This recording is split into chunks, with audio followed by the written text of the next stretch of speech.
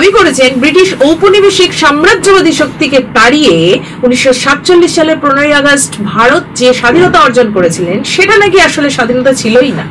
ভারত প্রকৃত স্বাধীনতা অর্জন করেছে গত বছর জানুয়ারি মাসে অযোধ্যায় 500 বছরের পুরনো বাবরি মসজিদের ধ্বংসাবশেষের উপর গড়ে তোলা রাম মন্দিরের প্রতিষ্ঠা বা উদ্বোধনের মধ্যে দিয়ে।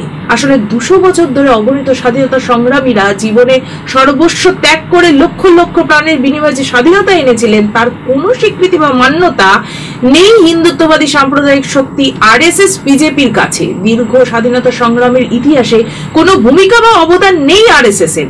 স্বাধীনতা সংগ্রামে লক্ষ লক্ষ শহীদের তালিকায় নেই একজনও আরএসএস।